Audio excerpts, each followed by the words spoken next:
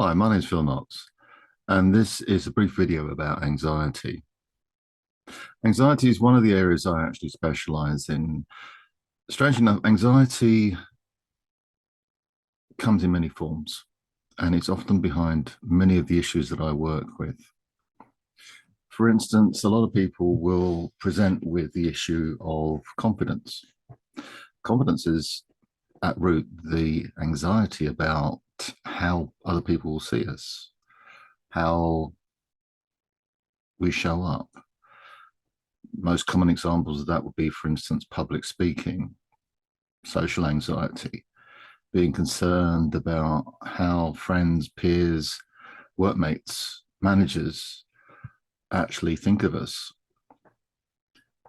The fact is that most anxieties aren't coming from where we think they're coming from. To explain that, we really need to think a little bit about how the mind works. The brain is actually a pattern matching machine.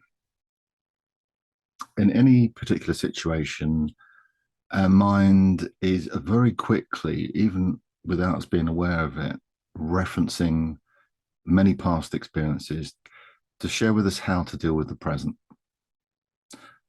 Memory is context and feeling related. Basically, what that means is if you're in a situation where you're experiencing a degree of stress, anxiety, your mind will be instantly referencing past experiences, looking for information in past experiences and contexts where you've experienced anxiety and stress before. Now, note that the mind isn't looking for happy times. The mind isn't looking for positive experiences. It's looking for situations of stress. Now, where these situations in the past have, shall we say, got useful information, where we can use that information to tell us how to usefully and practically deal with a present situation, that's fine. That's the intention of the mind in doing this search, if you like. However, if the mind lands on an experience that hasn't been processed or dealt with, and whilst it might sound a bit cliched, very often this is from childhood, because we don't have the resources and abilities to deal with those situations, we are referencing and experiencing, re-experiencing a situation where we don't have the ability to deal with it, and then projecting that onto the present. This, like I said, happens outside of conscious awareness. Now, this is the domain of hypnotherapy. The domain of hypnotherapy is the unconscious mind. The unconscious mind can process between 2 million and 20 million bits of information. That's a conservative estimate per second. Yeah, you did hear me. 2 million to 20 million bits of information per second. Conservatively, it's been experienced by the unconscious mind. The conscious mind can only process between 5 and 9 bits of information per second. Hence the term the unconscious mind, because most of the processing that's being done is being done outside our conscious awareness. So when we're experiencing certain emotions that are being, if you like, brought from a past experience, we won't necessarily know that they're coming from that past experience. We'll feel they're coming from where we are and what's going on in the present, because that's what it seems like. So when somebody is experiencing anxiety, for instance, and very often they'll know that the anxiety isn't proportional, it isn't truly relevant to about what's going on in front of them, and they feel that they're almost fighting themselves. There's a sort of type of conflict going on. That's why, because the emotion isn't actually coming from that present situation. It's very often coming from an internal search into past experiences. Now, the intent for that search is positive. It's really important to understand that. The intent for that search is positive. The unconscious mind isn't setting out to mess you up. but there's obviously something going on that isn't helpful. So the way that I work in hypnotherapy is to actually update those past experiences so that when your mind goes on a search for information, all it finds is logical, rational information. It's not plugging you into inappropriate experiences, emotions, contexts. And so you then have a level playing field and can deal with the situations on their own merit, deal with situations as they are rather than how you were, if that makes sense. For this reason, for the reason that I've just spoken about, that anxiety can be seemingly inappropriate, disproportionate, and because it's not coming from the situation, you don't have the opportunity to actually address it through that situation because it's not coming from there. Very often, anxiety will cause a person to seek out other ways of dealing with it.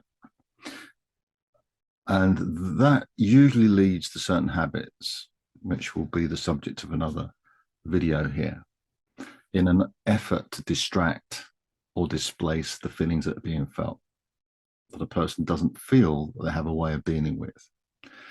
Hence, people may overdrink, people may develop certain physical habits as a distractor for themselves.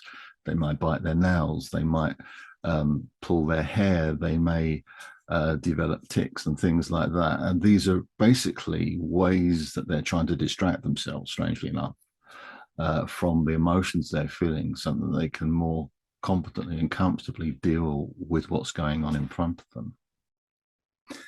Extremes of physical situations that are caused by anxiety will be things like IBS, OCD, and many physical symptoms are actually caused by stress. There was some research done by Stanford University quite a few years ago now, and they were looking into how stress affected physical problems in the body and whether it did. And when they got to about 90%, 95% of all physical illness was at some point or at some level affected, made worse by, or caused by stress, they pretty much stopped the study because it was starting to become pretty obvious that it affected most illnesses in one way, shape, or form, made them worse, or actually was what was at the start of them. That's most obvious in things like IBS because IBS is a result of the fight-flight response. However anxious we are, there is a degree of adrenaline released. And the adrenaline basically is a chemical which is gearing us up to fight for our lives or run for our lives. And in those circumstances, all our non-essential systems start to close down. So the gut starts to close down, stomach starts, the blood comes away from the stomach because it's basically digestion stops, absorption of nutrition stops in the gut and the intestines.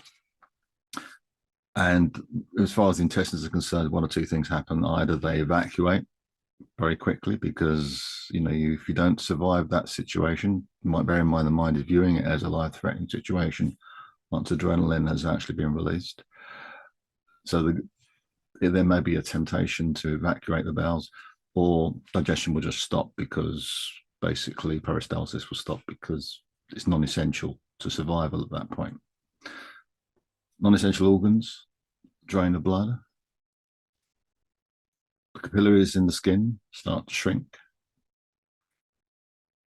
because as animals, whether we're predator or prey, we don't want to bleed out. And again, so the capillaries in the skin will shrink so that we are less liable to bleed.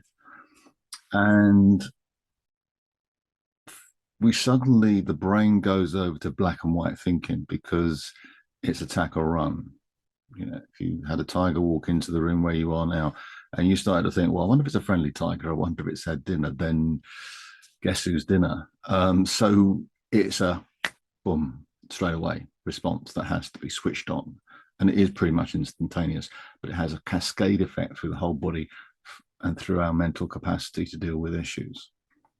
So we can perhaps become perfectionists. So it's either really, really good or it's really, really bad. And it doesn't take a great leap to see how often things like depression can come from that sort of thing, because perfection is hardly ever achievable if it exists at all.